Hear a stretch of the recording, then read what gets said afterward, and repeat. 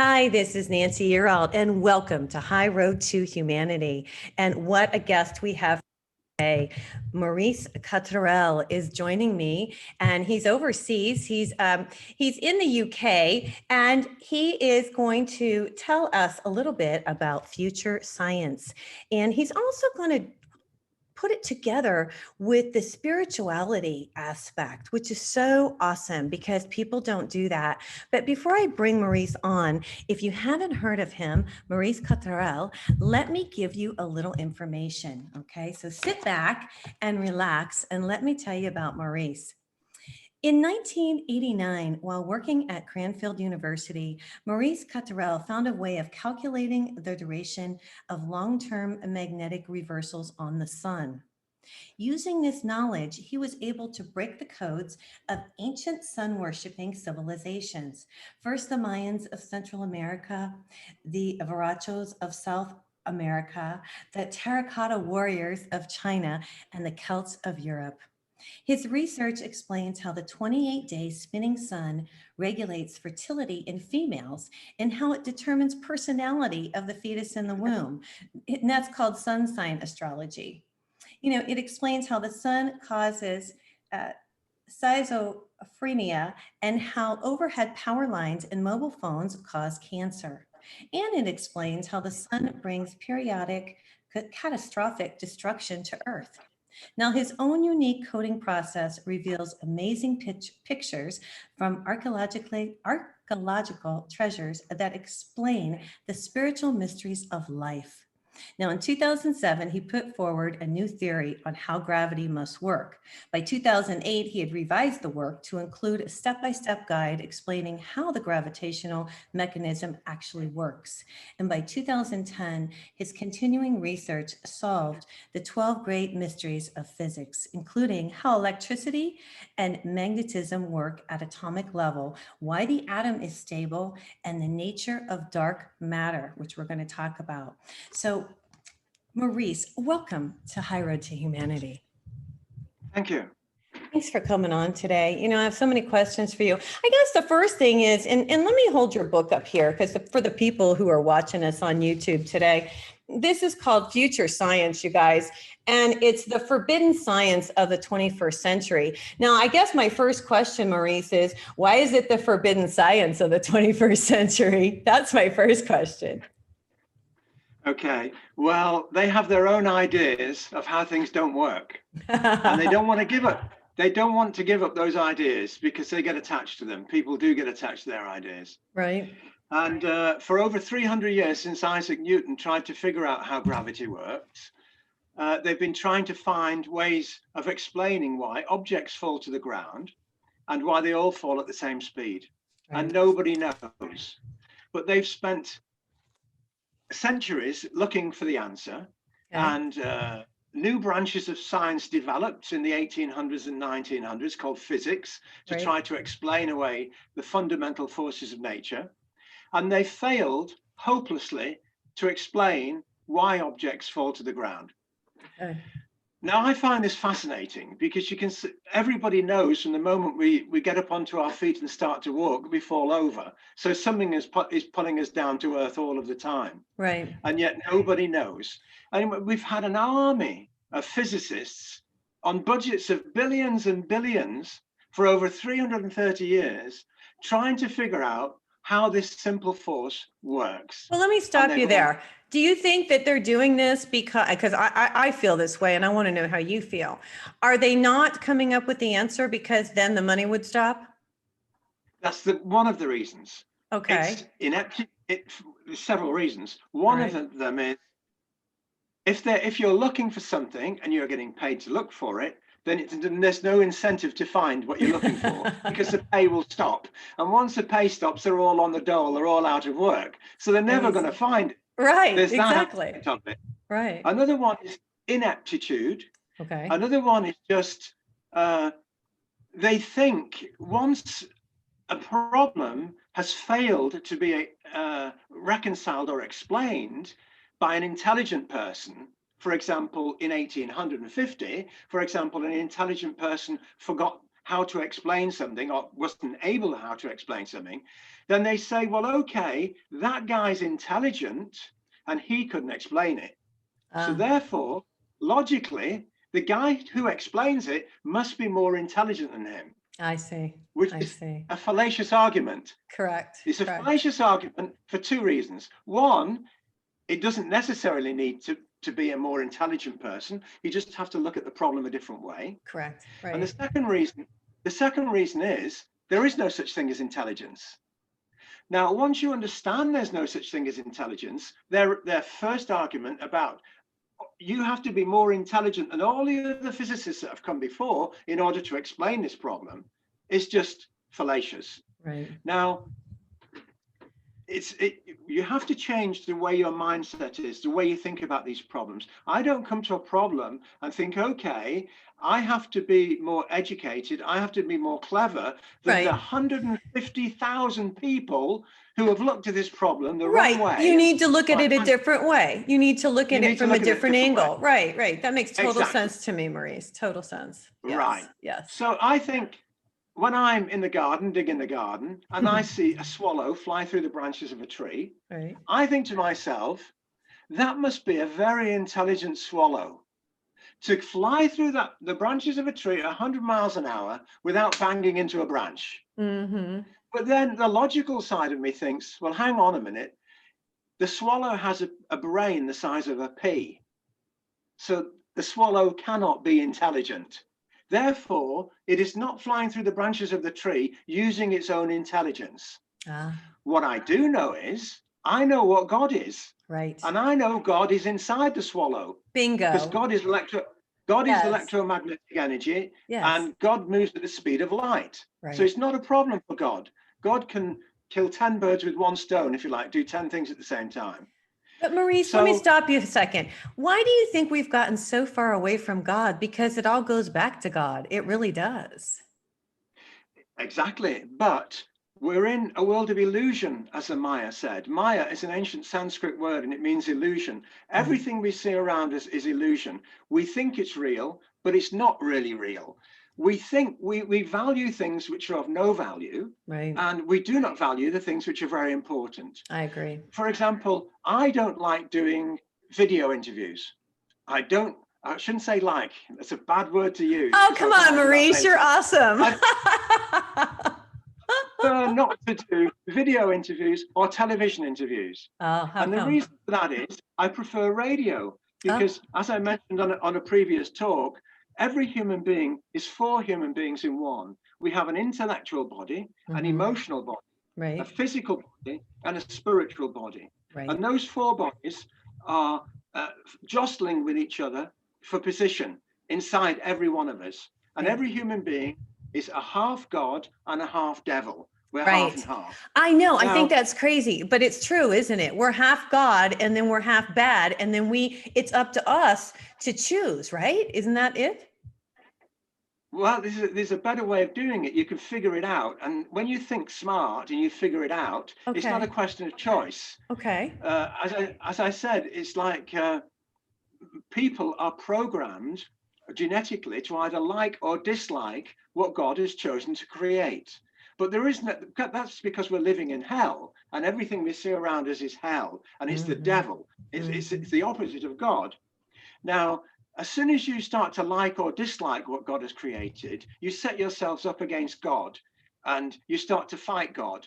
And the problem is, taking it to its logical extension, if you start to dislike what God has created, then the dislike leads to hate, and hate leads to anger, anger to destruction, and this destruction to killing and perpetual wars, which fuels this hell we are in.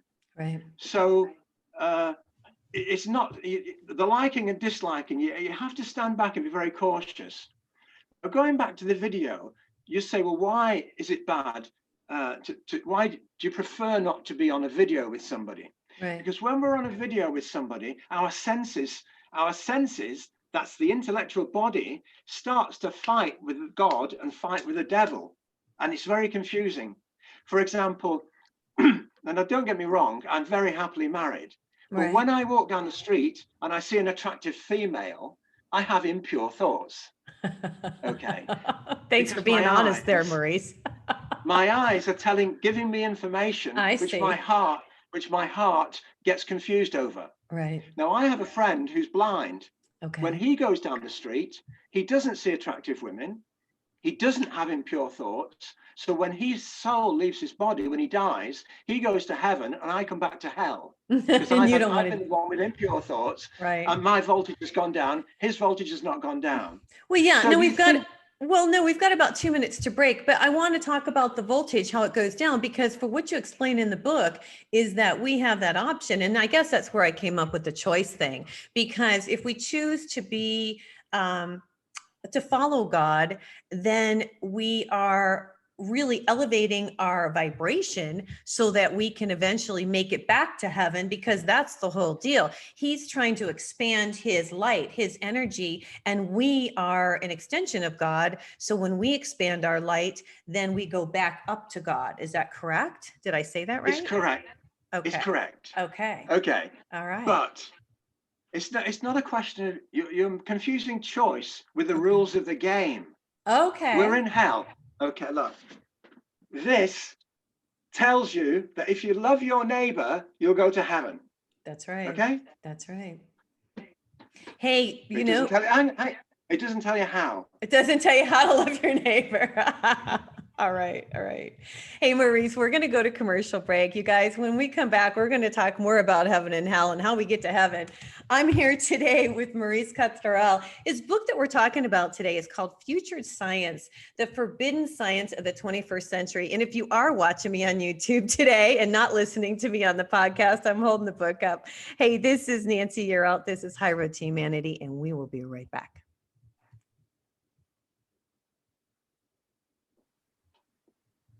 Hi, this is Nancy Yearout. This is High Road to Humanity. I'm here today with Maurice Cotterell. Maurice, you said it's not choice. You said, talk to me about this. Explain this to me. What do we need to do? And let's back up a little bit. Your whole idea is about gravity and matter and energy. And you say there are only two known states of being in our universe, matter and energy. Can you rewind a little bit? Maybe we should talk a little bit about that before we get into all the heavy God stuff. What do you think? What do you think? Okay. Okay. Well, just in a minute. In a minute. Just in a minute. Okay, what else are you going to tell me? Okay. Now, so the Bible goes to great lengths to tell us to love our neighbor, and that's all we have to do, and we'll go to heaven. Because when we love people, our voltage goes up, and we escape the Earth's gravity when the soul leaves the body. Right. I got that.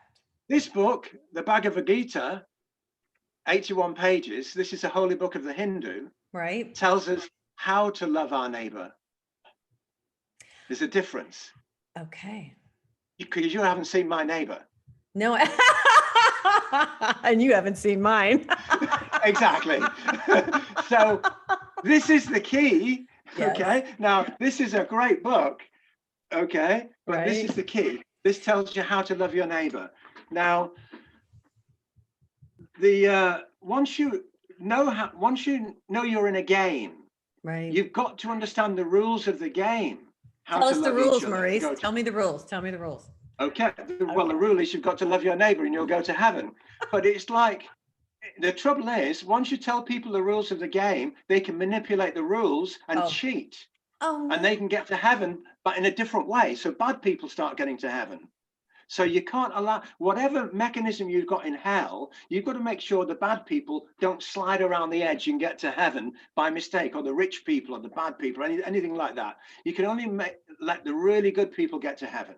Okay. So that's what I'm saying is, although it's about choice, they say the road to hell is paved with good intentions. My grandma used to say that. She used to always say that the road to hell is paved with good intentions.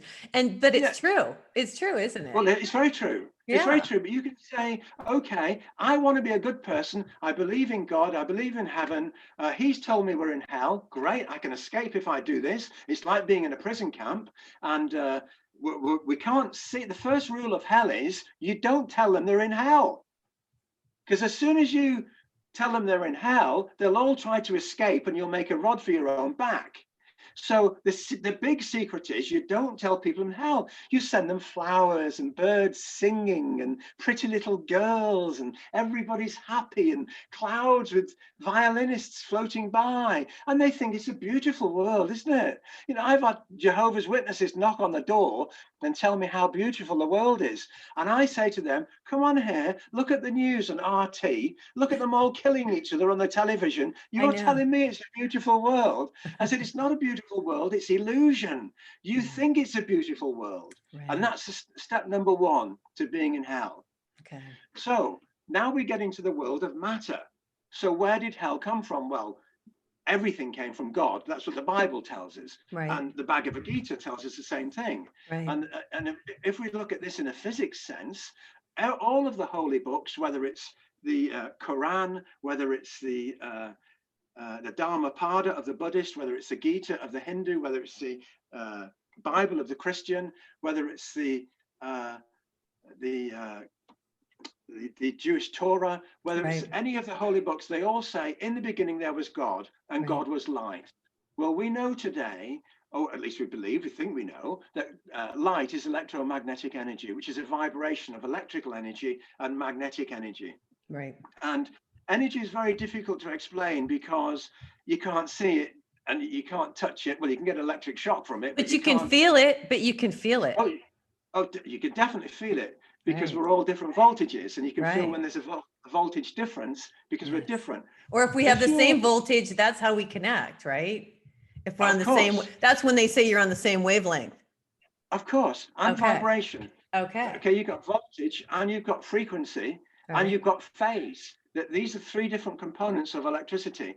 It's not just voltage, it's not just being in the same phase, and it could be a different frequency, which would automatically, by default, take you into a different phase. But it's like everything in nature tries to reach an equilibrium. If it's too hot, it tries to become cold. If it's too cold, it tries to become hot. So if you walk into a room which is hotter than you will try to move up to the room because the room feels hot. So the room will heat you up. If you walk into a room which is colder than you are, you will cool down because you will try to become at the same temperature as your surroundings. You'll try to acclimate. Okay. Right. Yeah. Now, if everything, you are a voltage. Let's say you, Nancy, for example, today is 6.197 volts. That's your voltage today. What that means is everything you've touched today is 6.197 volts because it discharges. Your voltage discharges. So if you touch something on your perfume bottle, on your dressing table, it becomes 6.197 volts. It's your voltage. Okay. If you touch a cup, it becomes 6.1974 volts. Now you leave the room and somebody goes into the room who's 9 volts and their hairs will stand up on end on their hands because the voltages are different. There's a 3-fold difference between everything you've touched and them, and they'll feel creepy. They feel all spooky. Right. Okay. And your hair stands up on end because it's static electricity. And that's why you know when somebody's been in your room and touched something of yours. Because if they touch your perfume, it goes down, or goes up to 9 volts. And when you touch it, you can feel it's different. Okay, now I'm going to ask you a question that I don't know if anybody's ever asked you this or not, but I'm going to ask you because it concerns me and a lot of people like me. So I'm an empath. So when I'm close to somebody, I can pick up energy from them, but I can also pick up energy of other people that they've been around. Sure. And so I'm constantly trying to keep myself in balance because not even wanting to, I have the ability, God gave it to me, to pick up other people's energy fields. Can you talk to me about that just a second? Yes, people have either good energy or bad energy, good voltage, bad voltage, good vibration, bad vibration. Right. Vibration's a wonderful subject once you get into it and you start to understand what's going on. It's fascinating. I know. That's why you fascinate me, Mr. Maurice. But go ahead. Now, some people, they come into the room and the bad energy is all over them. It's like having a bad chimpanzee on their shoulder. Right. That's the way I look at it. Okay. And all these chimpanzees, some of them come in with a chimpanzee here, a chimpanzee there, a chimpanzee on the head. And these are all bad things they've done. It's guilt, interfering with their vibration. Oh, okay. The guilt changes your frequency. It When gives you you do things spiritual. wrong, so when you do things wrong, like if you lie or cheat or steal, it changes your vibration. Of course it does. Absolutely. Okay. And what happens is these chimpanzees or these monkeys need feeding all the time. And the person has to keep lying and keep doing bad things and keep feeding the monkeys to keep, they've got to have a good memory as well. And this good memory starts to affect the intellectual brain because they think, what was the lie I told last week? What was the lie I told the week before? And the monkeys start talking to each other. And it's complete chaos around these people. Now, do these And people start to kind of lose their memory because of it? not necessarily lose their memory. Don't forget, we have to look at what memory is, because you're shooting off at different things here. I'm trying to go that way. No, I and know. It's fine. I don't I mind. know, but I'm just thinking You're as you're pulling me this way. talking. But every time you pull me off, there's a whole new book there. It's not just a thread. It's not just a thread. It's like pulling for wigs on end if I go that way. So I'm very reticent to jump in there. Well, Maurice, I'm interested in all this stuff. Okay, so let's go back to the monkey on the back. And that's where the monkey on the back comes into play, huh? Yeah. Okay. Yeah. Now we have pain in hell. There are 4 primary mechanisms to living in hell. When God designed hell, he made sure there were 4 mechanisms. Okay. One is pain, so that when we feel pain, it pushes us away.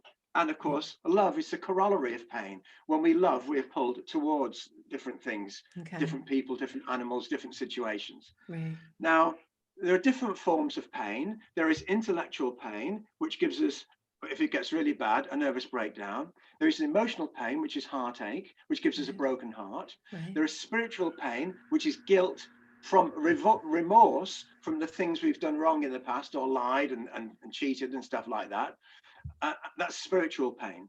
And in hell, we live in a world where the living eat the dead. I mean, this should give you a bit of a clue of where we are. Mm-hmm. And lesser species like insects eat the living. They'll go outside and they'll start eating us, all the mosquitoes and that. So, I mean, this is physical pain. So clearly you begin to wonder what kind of a world, if you've got a mind and intellect of your own, you begin to wonder about the great questions of life that people have struggled with since mankind appeared on the planet, Right. such as what is God, what is the devil, what is heaven, what is hell, what is good, what is bad. All these very, very important questions, which modern society not only ignores, but pulls us away from trying to find the answers to. It distracts us. That's with true. football games, with entertainment. I mean, it's fascinating. In England, the Queen of England gives awards to human beings who they say have done outstanding achievements, who have achieved things above and beyond the call of duty. Right. And a lot of these people are actors and sportsmen who distract us from thinking about the important questions of life. Right. What they do is they entertain us and make us laugh, and they don't make us think inside. Now, when we start to think, we have these 4 bodies, the intellectual body, the emotional body, the physical body, and the spiritual body. When they start to have a discourse between themselves, what happens is they blend intellectual knowledge with feeling from the heart.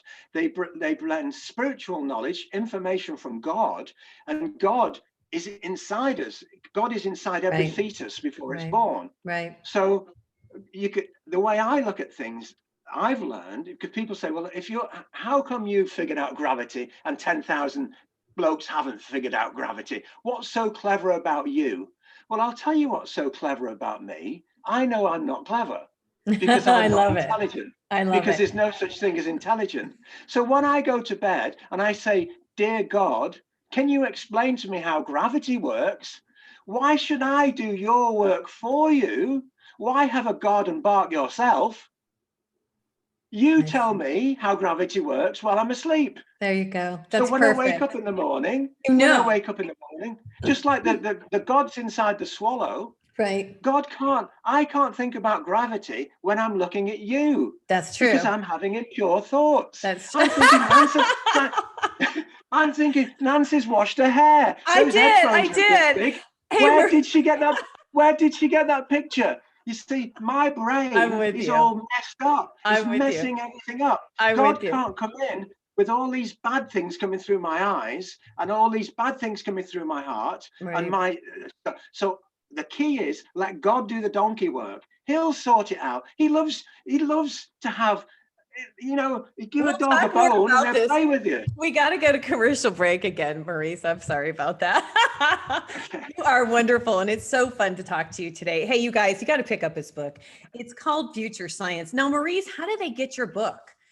How do we get, if we want to? Well, you can get all my books off my website. Okay, which is? Now, and you can even get Future Science off Amazon. They Okay. didn't ban my work until after I'd published Future Science. Okay. All So right. now What's you your can't get the heavenly website? match. What's your It's website? Maurice?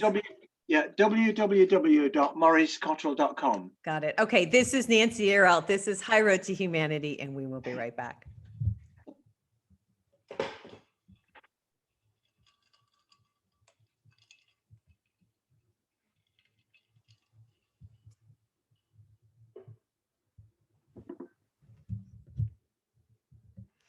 Hi, this is Nancy Earalt. This is High Road to Humanity. I'm here today with Maurice Cotterell. Gosh, we're having a wonderful conversation here about heaven and hell and people. And I love how you talk about the distractions, because that seems to be what is going on here.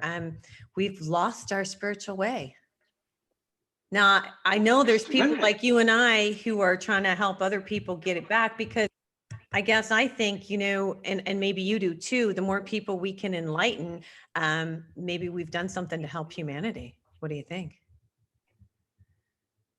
Even greater than that, you've done something to help yourself. Right. You were born to purify your soul and get your soul to heaven. Right. If you can do that, you've done what you came for.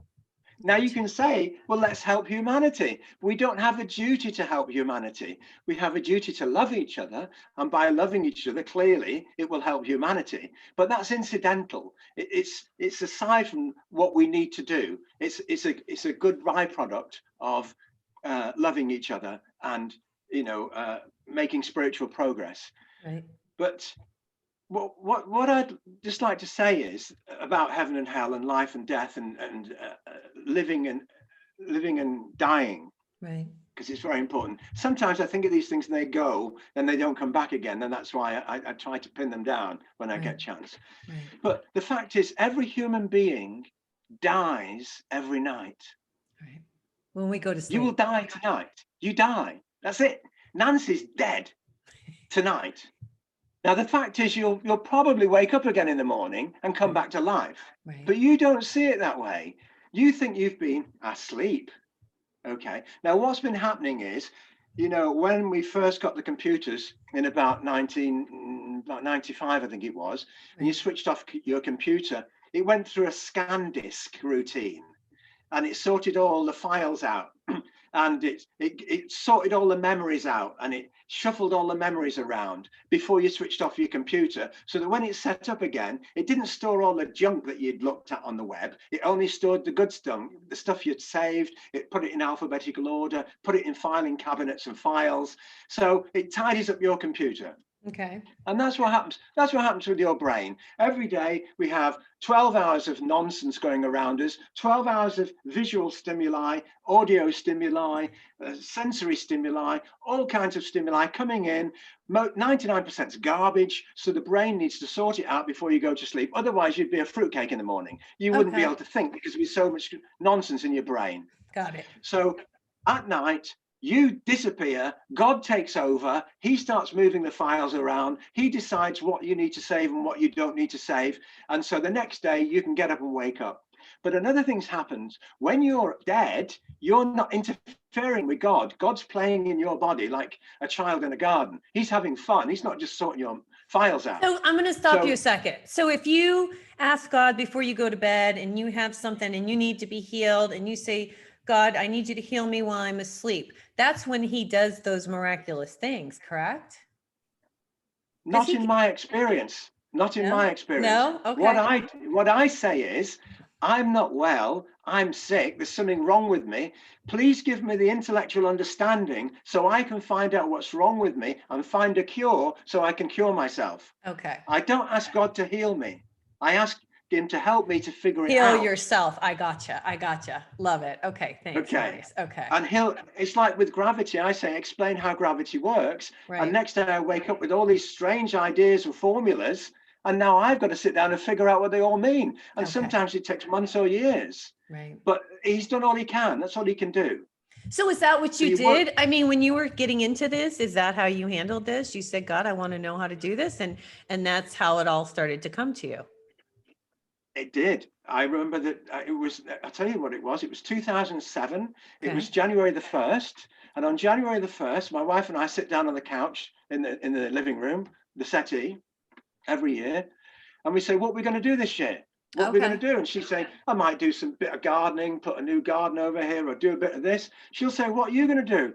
And I said, I don't know. I said, I figured out astrology. I figured out what God is. I figured out what the devil is. I said, there's nothing left. There's only gravity left. So she said, well, why don't you figure out gravity? I said, okay, I'll start tomorrow. So I started January the 2nd. I love it. Now I know it was February the 14th. It was Valentine's Day. And I figured out the basic mechanism of how it had to work. Not how it worked, but how it had to work. And that was because every night I went to bed, I said to God, tell me how gravity works. Now, if you get anything, if you want to know anything, just ask God before you go to sleep. Now, sometimes it'll take 28 nights before you get the answer. Why 28 nights? Because that's what you've been. The sun spins once every 28 days. Okay. And you've got to go through every possibility of those 28 possibilities before you might get the right one. Gotcha. So sometimes it takes 28 days. If you say, I'd like to understand nuclear physics, it could take 28 days before he'll tell you. What happens is my wife will bring a book home and she'll say, that's what you need. She won't know what's in the book. She'll say, I just thought this is what you needed need. it. Okay, right. I open the book and there it is. Okay. She's like my little helper. I see. So clearly when I sat down with gravity and thought, okay, I have to look back at gravity. And if you look at Future Science, this is the book we're talking about. Yeah. We're talking about today. Yeah. Yeah. One of my heroes is Immanuel Velikovsky, and he was a scientist, an independent scientist. What that means is a thorn in the side of science, independent scientist in the 1950s. And he was an outsider. People didn't like him because he had good ideas. They were afraid. They were afraid of him. They were intimidated by him. Very much so. Right. He gave an address, and it's in the foreword to the book, to the Graduate College Forum of Princeton University in 1953. And he said this: science today, as in the days of Newton, lies before us like a great uncharted ocean, and we have not yet sailed very far from the coast of ignorance. In the study of the human soul, we have learned only a few mechanisms of behavior as directed from the subconscious mind, but we do not know what thinking is or what memory is. In biology, we do not know what life is. The age of basic discoveries is not yet at its end, and you are not latecomers for whom no fundamentals are left to discover. As I see many of you today, I visualize some of you in 10, 20, or 30 years from now as fortunate discoverers. Those of you who possess inquisitive and challenging minds, the will to persist, and an urge to store knowledge. Don't be afraid to face facts. Never lose your ability to ask the questions, why and how. Be in this like a child. All fruitful ideas have been conceived in the minds of nonconformists, for whom the known was still the unknown, who often went back to begin where others passed by, sure of their way. The truth of today is the heresy of yesterday. Well, I couldn't have put it any better, and that's why I put it in the foreword. You know, and it's funny, Maurice, because I marked that part of the book to read as well. How funny that you would read that, because I thought that was profound as well. That's crazy. You know, I know we have a lot to talk about today, and we don't have a ton of time. I wanted to talk a little bit about global warming, and I also wanted to talk a little bit about the zodiac. Can you maybe address, a lot of people are saying this global warming thing. Can you talk about what it really is? There are two schools of thought. Okay. One of them says there is global warming. Another one says there is no global warming. There's Okay. two arguments. Now, the problem is measuring the temperature. In Ireland, it depends, the temperature depends on which way the wind's coming from. If it's coming from the North Pole, it's cold. Okay. If it's coming from the south, it's hot. So you cannot measure temperature locally. It's no good trying to measure temperature in Texas, New York, or Ireland. So the only way to measure temperature is to see how much ice there is at the poles. Because if the ice melts, then the sea levels rise. Mm-hmm. So the question is, are the ice caps melting? That would be, evidence of that would be if the sea levels were rising. Well, they say sea levels are rising, but when I go to the beach today, it looks exactly the same as it did 50 years ago. Okay. So I don't know the truth. I can't get the information. So I don't know if it's rising or if it's not rising.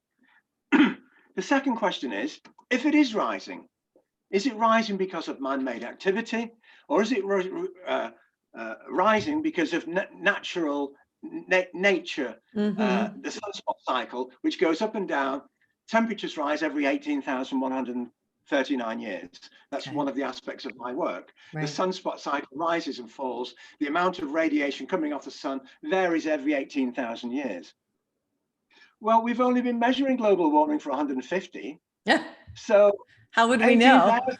We've got a lot further to go before we can get a clear picture. Yeah. So I agree. These two different people arguing over global warming. Mm-hmm. Now, the thing is, if it's caused by man-made activity, clearly the problem with man-made activity is industrial activity. Industrial activity creates heat and carbon monoxide, which causes temperatures to rise through the greenhouse effect. Now, the problem is, going back to the ice ages, Immanuel Velikovsky, he pointed out a problem with global warming and temperature rises. And let me see if I can reconsider the argument as he laid it down. He said, in order to have ice grow on the poles, you've got to evaporate more seawater. The seawater then turns to ice, sleet, and snow. The snow falls on the poles get more ice. But in order to get more water to evaporate, to create more ice, if it gets hotter to evaporate the water, then the poles melt. Right. So it's a paradox. Hotter weather does not produce more ice. Right. That makes total sense to me. Hey, Maurice, we got to go to commercial break again, and we've got one more segment left. You guys, I'm here today with Maurice Cotterell. I want you to check out his book. Just get it from his website. It's mauricecotterell.com. It's called Future Science, and it's amazing. And all the things that he's talking about today are in this book. This is Nancy Yearout. This is High Road to Humanity, and we will be right back.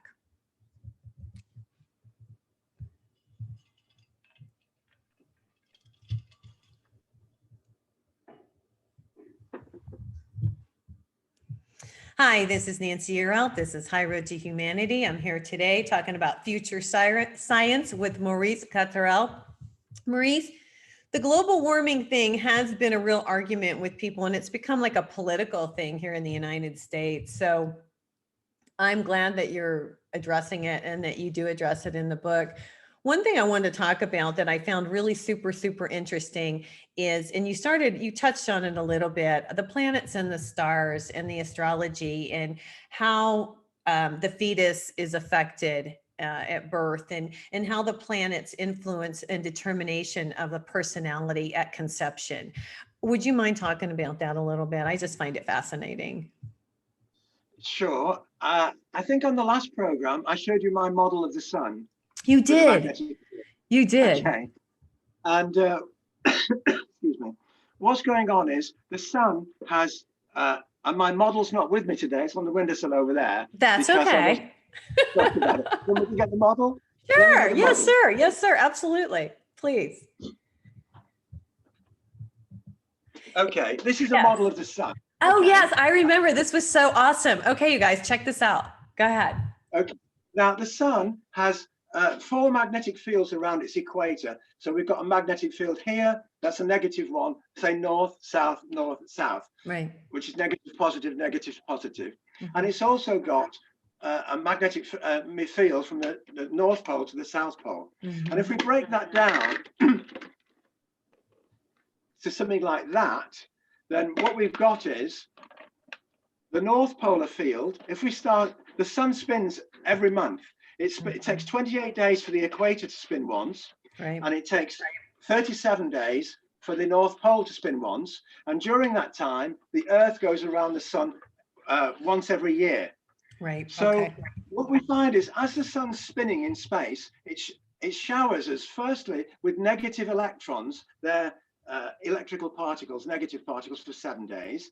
Then it showers us with 7 days positive, 7 days negative, 7 days positive, every 28 days. Mm-hmm. And that's what regulates the menstrual cycle in females. That's what regulates fertility on Earth. And this is why the ancient civilizations worship the sun, and they worship the sun as a god of fertility. Now, that would be the case, positive, negative, but the North Pole, when that moves through one of these fields, if it moves through field number 1, it disturbs field number 1.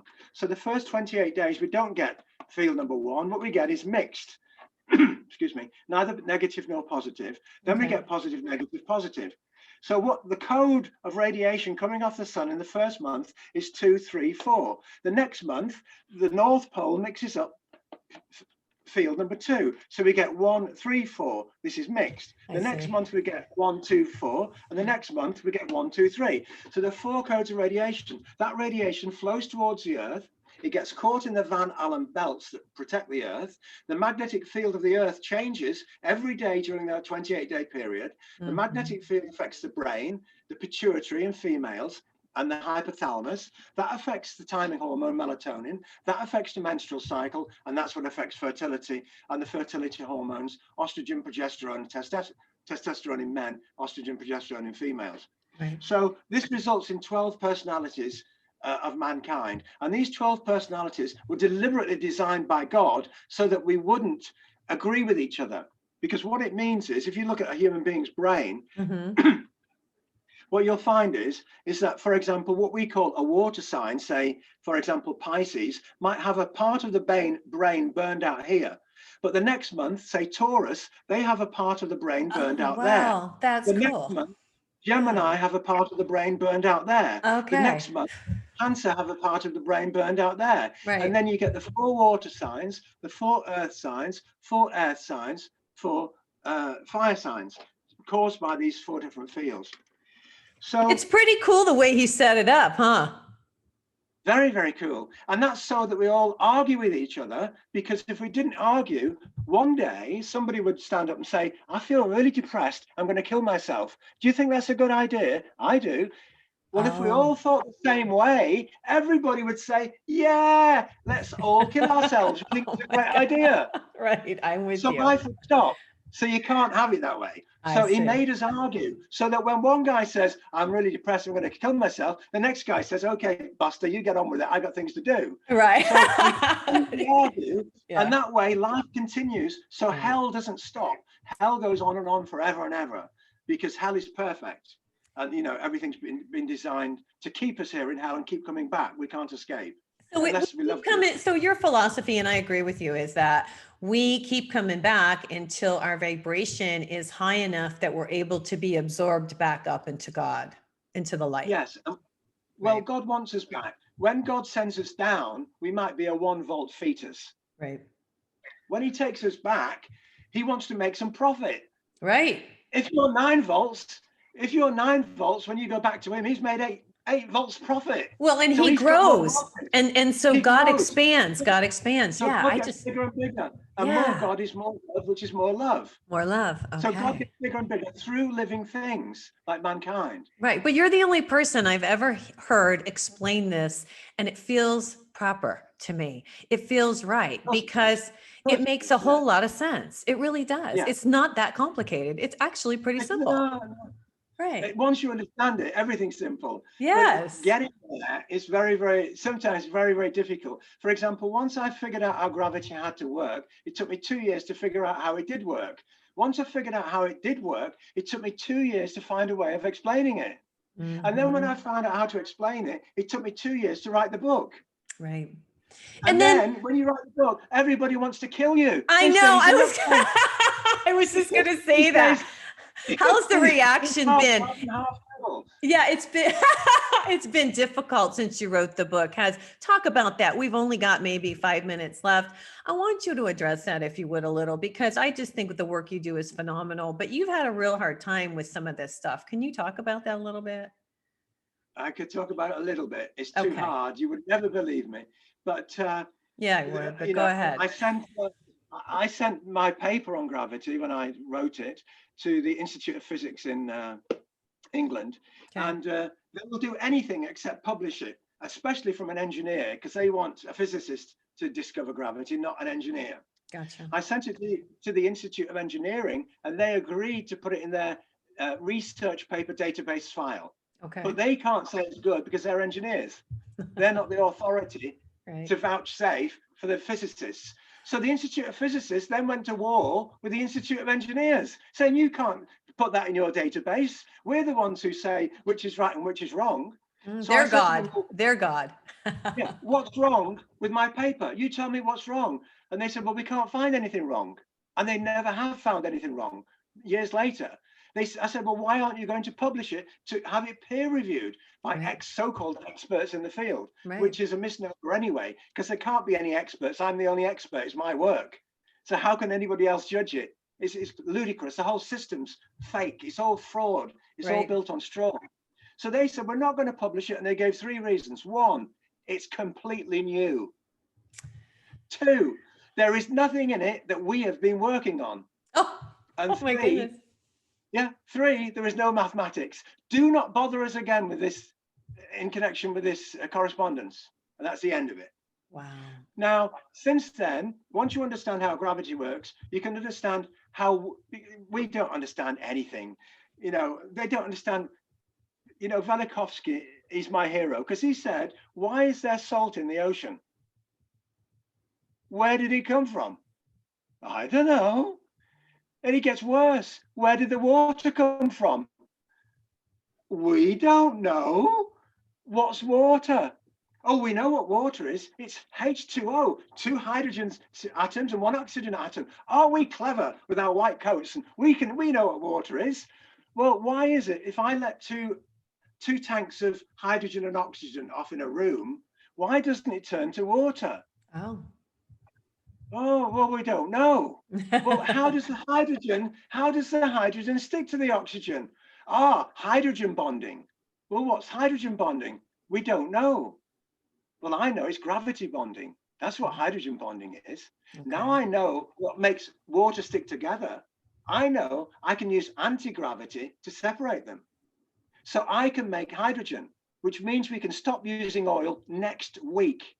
In 7 days' time, we need not be dependent on oil. We are now in a position to make free hydrogen for everybody. Cars, planes, trains, factories, homes. We can run them on hydrogen using anti-gravity. But it's not profitable. Right. It's not profitable, so they don't want to do it.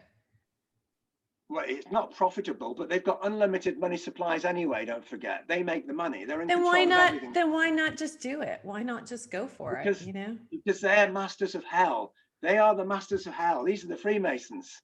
They, in about the year 1580, they said it's just too difficult, all this hell stuff, trying to get to heaven, increase your voltage, loving each other.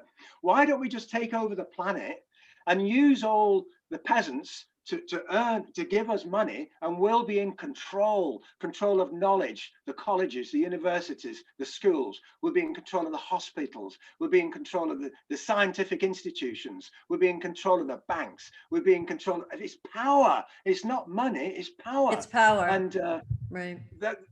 And there's a handful of people that are running the show. Running the whole world. Right. Yes, they're running hell. And they know that if they get up. That's why these people live to 100 years old. They know that if they keep on working beyond the age of 70, then when they come back as their granddaughter, they'll get all the money back again. So they never retire. It's crazy. That's why all these rich entrepreneurs, all these billionaires, and they're also told once they join the Freemasons, they're told they can't give money away, because if you give money away, you stop making hell, and you stop everybody else going to heaven. So you mustn't make life easy. You've got to make life difficult for everybody. And that's why we find ourselves in the difficult situation we do. But now people seem to be waking up. We've got about 1 minute to go, but I feel like with you, with me, there's a lot of different people out there who are looking for answers, and it's starting to come to fruition. What do you think? What do you feel about that, Maurice? Yes, but the people don't know what's going on. You haven't scratched the surface. There are some people who are aware. We see them in the media, we see them on the web and so on. They haven't got a clue what the Freemasons are up to. You said I've had a hard time. While I've been in Ireland, the CIA have tried to kill me 3 times. Wow. The CIA are the enforcement arm of the Freemasons. That's what they do, kill people. And that's what the Freemasons do. If we know because too they much. don't want gravity. Right. They don't want gravity. They don't want me telling people how gravity works. They want control. They don't want people to find out how the world works, how to get to heaven. They don't want any of that getting out. They don't want people to know we're in hell. And that's why Amazon have banned the book now.